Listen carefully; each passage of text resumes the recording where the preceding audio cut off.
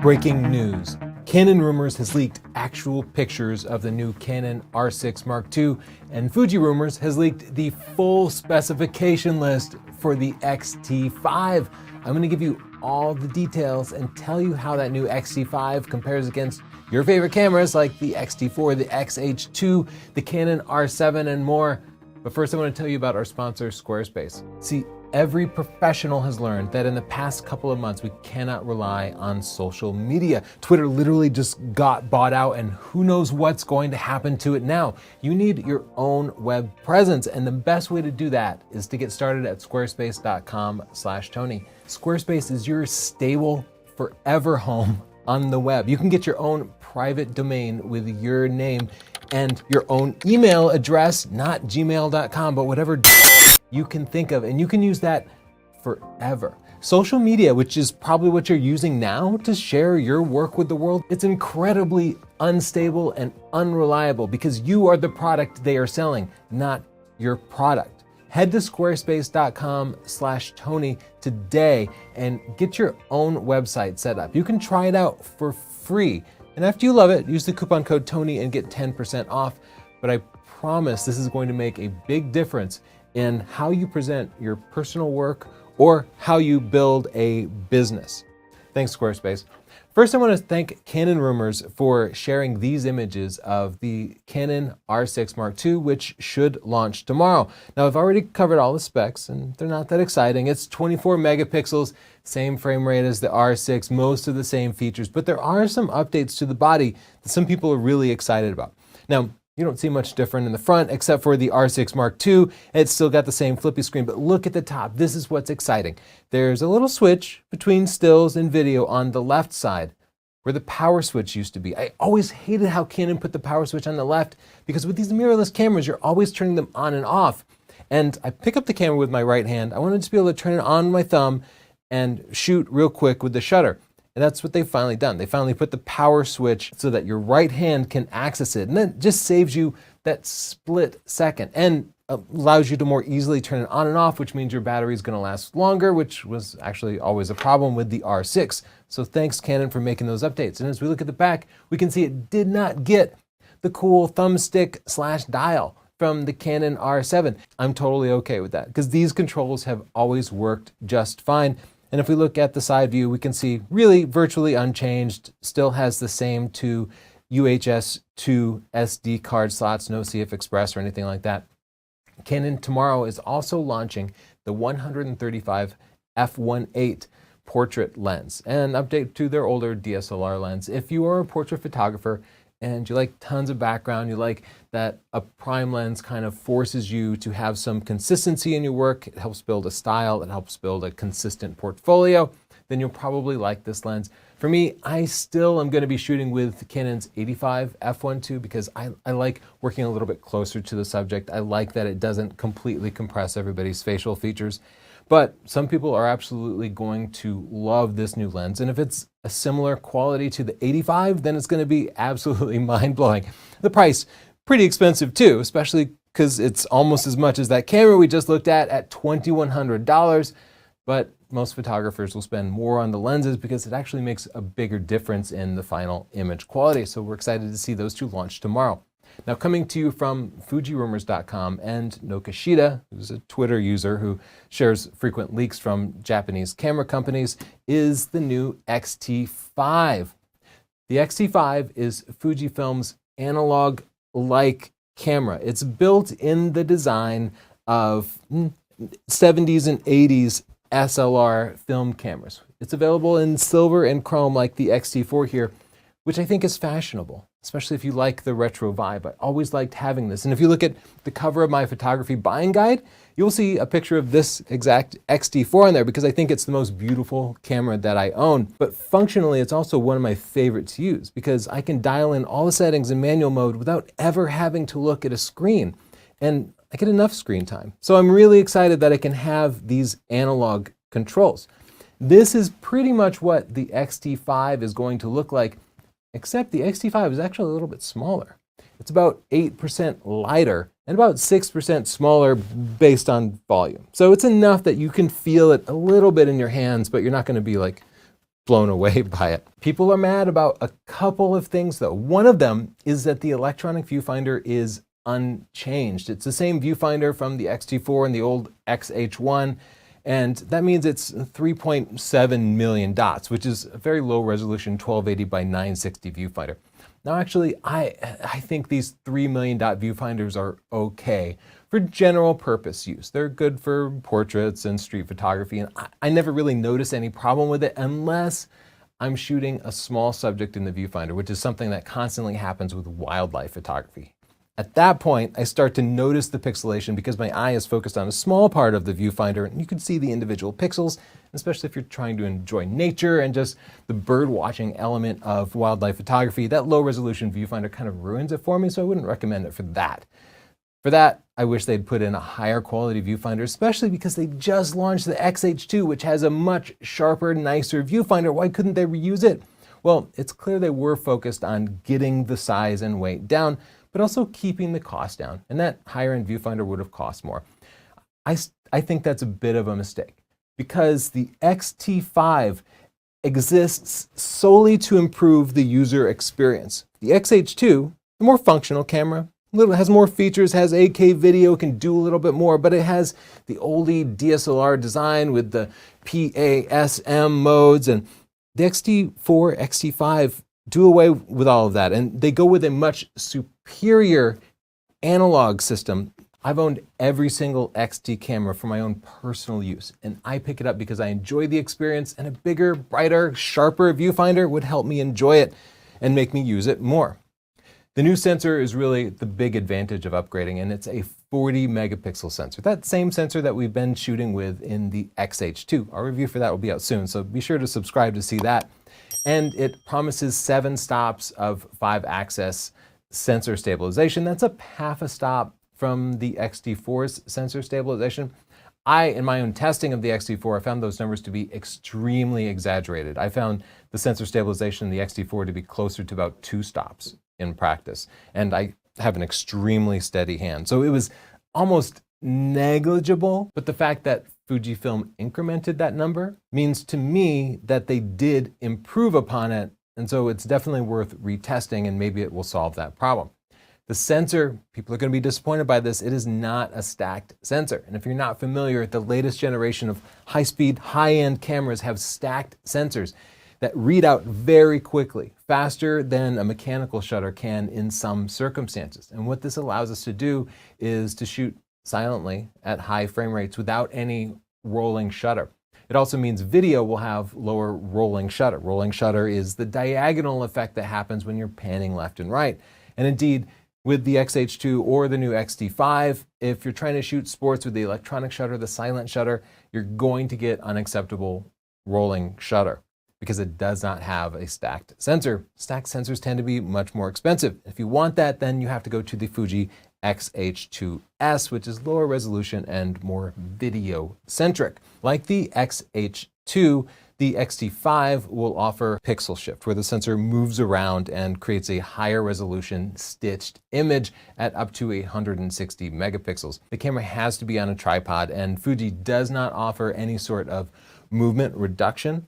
And in my experience, those high megapixel files with no movement reduction, I am only able to get usable images in my concrete basement here.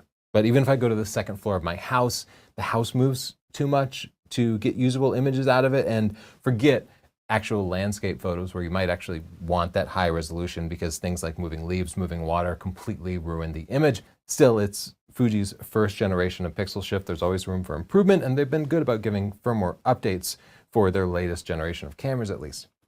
Another big change Fuji is making is they're getting rid of the controversial flip screen. It's a 3-way tilt, so it tilts out from the side, which means you can hold it vertically like this and over your head and still tilt it down and have a decent view on the screen. That rear screen is still low resolution at about 1.84 million dots, or about 960 by 640, which is far, far lower res than you're used to seeing on your smartphone screens. It does not record 8K video like the XH2, but it will do 6K video. And it's not clear to me whether that's cropped or if it's line skipped. And I do see people mad that it can't do 8K like the X-H2, but I personally have found no real use for 8K video. 6K should be just fine. The shutter is the same as the X-H2, which is pretty amazing. That is a 1/8,000th maximum shutter speed with the mechanical shutter, or 1/80,000th with the electronic shutter. Note though, that's cool, it's bragging rights, but that is completely useless though, because the sensor has a slow readout speed. It has a lot of rolling shutter. And thus, if you were to capture any fast moving subject at any shutter speed with the electronic shutter, you would see that sort of rolling shutter effect and it would ruin the image. The only reason you would ever capture something at 1/80,000th of a second is if it was fast moving. Thus, there's not any usage case I can come up with where you'd want that super high shutter speed and be willing to tolerate the electronic shutter. The sync speed remains 1/250th of a second, which is fine. It's efficient, it's competitive. The frames per second allows it to be a pretty capable sports camera. Now again, the electronic shutter, not that useful for moving subjects, but it will go to 20 frames per second with a 1.3 crop and shoot for 37 uncompressed RAW files before filling the buffer. The mechanical shutter shoots at 15 frames per second and will capture 19 RAW files before it fills the buffer. So you're probably going to end up shooting JPEG more than RAW, just so you can make as much out of that buffer as possible. I think with these high frame rates, it would have been really nice to see them give us a CF Express type B card, or go Hasselblad route and give us some internal storage that would be higher speed while using the SD card, a single SD card, for backup only. Fuji's launching this camera tomorrow, November 2nd, and it should start shipping mid-November. And as soon as it starts shipping, we'll get our hands on a production copy and test it for you. It's available in black or silver, just like the X-T4, and the price will be about $1,700 US. And it seems like British pounds will be the same price since the dollar happens to be outrageously strong at the moment. Now I'm going to compare how the X-T5 relates to the competitors. First, the X-T4. The price is actually the same, which is remarkable given that we've had massive inflation recently. But the other camera companies have been very competitive, and so Fuji really can't go charging too much of a premium without forcing comparisons to big full-frame cameras that might be more capable. The biggest difference is going to be the jump from 26 megapixels to 40 megapixels. You will get sharper images if you are using the highest quality glass, but you really need to be using the newer glass to see a big difference. Some of the older glass, just not that sharp. The X-T4 was a 4K camera. The X-T5 will be a 6K camera, but limited to 30 frames per second. So if you're a 60 frames per second channel like ourselves, you'll probably still be in 4K. And the X-T4 had a flip screen, which would be an advantage to some, while the X-T5 has a 3-way tilt screen, which other people prefer. Compared to the X-H2, they are very similar cameras, but the X-T5 is a little bit less expensive. It doesn't do 8K. It's also smaller and lighter. It doesn't have the big, comfortable grip of the X-H2. It has a tilt screen instead of a flip screen. It has analog controls instead of the top screen. And I feel like the X-T5 is for play. Like it's the camera I pick up for fun because it's enjoyable to use. It's a good experience. Whereas I'd pick up the XH series cameras when I actually just needed to get work done. I wanted a workhorse. Compared to the R7 from Canon, well, the Canon R7 is actually less expensive. And in many ways, it's more capable. Like the R7's autofocus system is absolutely astounding. And it is better than anything Fuji has produced. They both have the same 15 frames per second frame rate. The R7 is only 32 megapixels while the X-T5 is 40, but that's not that big of a difference. And any difference you see in detail is going to be more up to the quality of the lens that you're using. But here, Fuji actually has a huge advantage because Canon has basically just a kit zoom available for the R7 in mirrorless APS-C format. Anything else, either you're buying a big and expensive full frame lens and only using half of that lens, or you're using an adapter and you're using an older APS-C DSLR lens, which sort of gives up many of the benefits of being mirrorless. So until Canon actually launches some new lenses, Fuji has a massive advantage with their huge library of native APS-C lenses. Fuji also has third-party lenses like Tamron and Sigma and other manufacturers available, while Canon is actively blocking those. So Fuji is looking pretty good in this comparison. The Canon has a flip screen instead of a tilt screen, and the Canon does only 4K, while the X-T5 should do 6K. I think an interesting comparison is against full frame, and I think the closest competitor I could find near this price point is the original Canon EOS R, which is old, but you can buy one with a warranty for about $1,500 now, actually less than the X-T5 will be. And it has a 30 megapixel full frame sensor, more than twice the size of the X-T5. And that sensor has really good image quality. This is the same sensor from the professional grade 5D Mark IV. More importantly, because it's a full frame sensor, you can take full advantage of Canon's entire library of full frame lenses, both mirrorless lenses and adapted DSLR lenses, which are often available used and inexpensive. If I were a landscape or portrait photographer, no doubt I would pick up the Canon EOS R over the X-T5 if I were measuring it by results alone. But again, the X-T5 has these analog dials that are incredibly alluring to me. It actually has more megapixels, though how much detail you get is going to depend on the lens you match it with, and a far higher frames per second, like the X-T5 will be capable of sports and wildlife, whereas the Canon EOS R absolutely was not. The X-T5 also has IBIS, so if you're using an unstabilized lens, you would get better handheld results most of the time than you would with the Canon EOS R. But if you buy the R, you're into Canon's full frame system for $1,500 or so, and you have the option of upgrading to an R5 with 45 megapixels, or an R3 with a real 30 frames per second, or the future R1, which will probably have 50 megapixels and 30 or 40 frames per second. You're into this bigger, more powerful infrastructure. You have an upgrade path. And in the Fuji system, you really don't have much of an upgrade path. Like, you have the flagship camera. You could upgrade to the XH, but that's not a big step up. And there is no promise of something like the Canon R1 coming.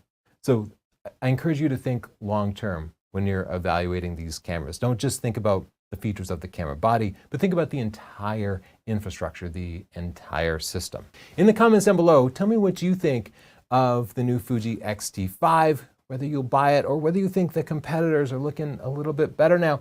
And thank you to our sponsor, Squarespace. Squarespace is where you start having your real own spot on the web that you can own and keep forever. Something that can't be bought out by a billionaire and then deleted overnight on his whims, right? Social media sucks in that way. You need to own your own domain. I've owned northrop.org for 20 years now, and northropphotography.com has always been hosted on Squarespace. That's where I share my work, not my social media. You should do the same. Get started today at squarespace.com/Tony. It's a free trial, no credit card required, no risk to it. Just see if you like it, because you will. And when you decide to sign up, use the coupon code Tony to get 10% off. Thank you, Squarespace.